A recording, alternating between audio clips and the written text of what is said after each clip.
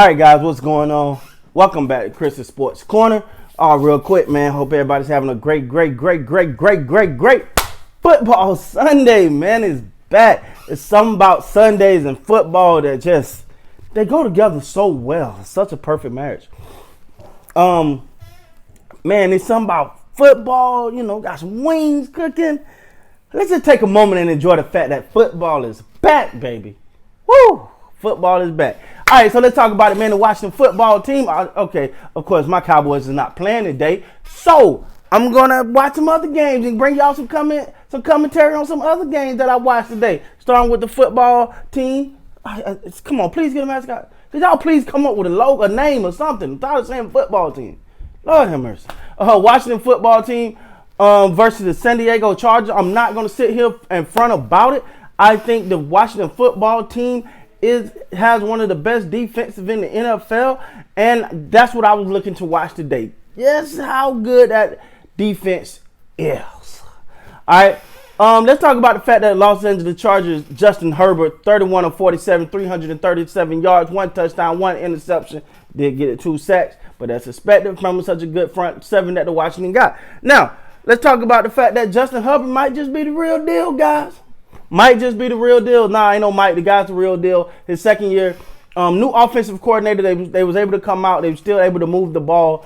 Like I said, you got to give credit to the Washington defense because they're a hell of a defense. But at the same time, they was able to do what they needed to do. That front 7 really locked down that the running game. Their highest rusher had 57 yards today. But all in all, man, I'm watching the game. I'm going, okay, Justin Herbert is the real deal. And I want to talk about somebody else from the Los Angeles Chargers. Now, you know I'm paying close attention to the Los Angeles Chargers because we are playing them next week. That's right, Dallas Cowboys versus the Los Angeles Chargers next week. So, you know I'm keeping a keen eye out. All right. The one thing that the Chargers are able to do, they was able to move the ball in the air, starting with Keenan Allen. Now, Keenan Allen is one of those players that just do not get the credit he deserves for being consistent year in and year out, playing the way that he plays, go about his business. I don't follow him much, so I'm not gonna pretend to, but I don't really hear a lot from him, far as you know the shucking and jiving and extra stuff. Now, if it happens, I didn't see it because I don't pay that much attention, but I do know he's a great receiver that don't really get the credit he actually deserves, man. So watching this team play today, I'm just simply looking for certain things. When it comes to the Chargers, you know, consistency is going to be big for them. You know, taking that next step, you know, people are looking at like they found their quarterback. See, this is the thing about an NFL team. Once you deem to have found your quarterback, the expectations go through the roof. You're expected to perform now. You're expected to do well. You found your quarterback.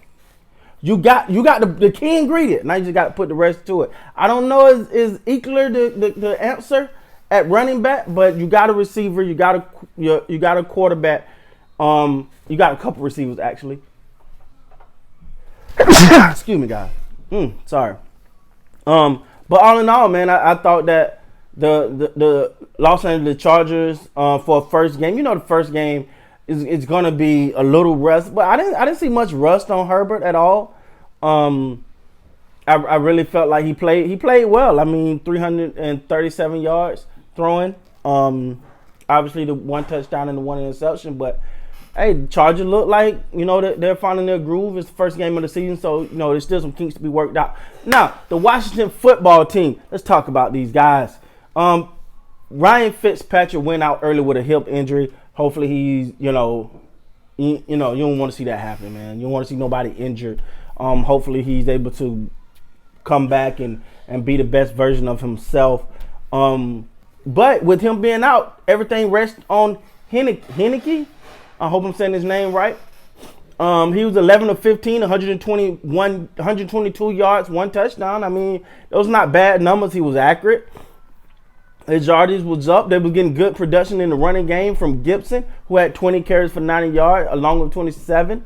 Heineke also ran for 17 yards. So you got over 100-some yards in rushing production against the Chargers. And you know, the thing is for them, it's just going to be they're gonna have to be more. They're gonna have to sustain longer drives, in my opinion. Right? Like, you're gonna have to have longer drives to not wear out the Washington defense, because that's the key. If you can keep the Washington defense, I don't care how good of a defensive is, how great they are. If you can keep them on the field because your offense is not producing, you're ultimately getting beat by your own team. All right, and I think that played in a part today. You look at the end of that game, and I thought that they wasn't able to do enough on offense. And I think when it came down to that final drive, I felt like Washington kind of ran out of gas there. It was the defense, I know. Hey, let's be honest now. I'm giving the Washington defense a lot of credit right now.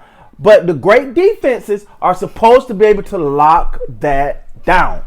That final drive, the Washington defense was supposed to lock that thing down, man, because you're quoted as a great defense. You got a great defense. You got to hold up your end of the bargain and lock that final drive down. They just was not able to. They just wasn't able to get off the field. You give the offense that one final shot. They just wasn't able to. It was first down after first down after first down, and a lot of that, like I said, man, I think reduces them just being winded after such a long game. Being on the field so much, and that's the problem with great defenses. That's what I said about the Chicago Bears a couple years back, when it was like, the defense is great, but if your offense ain't doing nothing, then it's just a matter, just wear them down, just wear them down, just wear them down, just wear them down. So the biggest thing for the Washington is they're going to have to fix that front. I mean, they're going to have to fix that offense. That offense is going to have to put up more points because you had held the Chargers to 20 points.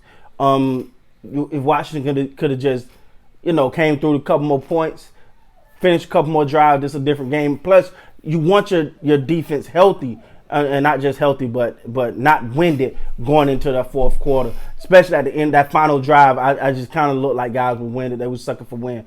But I do think, much praise I'm putting on the Washington football team's defense, that secondary got to play a little better than that. I'm just gonna be real now. This ain't hate. I know you a Cowboy fan, so you probably hating on the football team. Forgive me. On the football team, no. I try to keep objective as possible, unless you play my team. I'm all on my team, but I get no purpose out of just bashing a team. The other team. There's plenty of channels that do that. Y'all can watch those.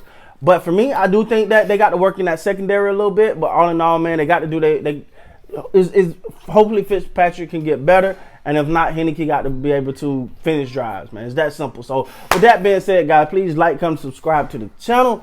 Till next time, man, you guys be great.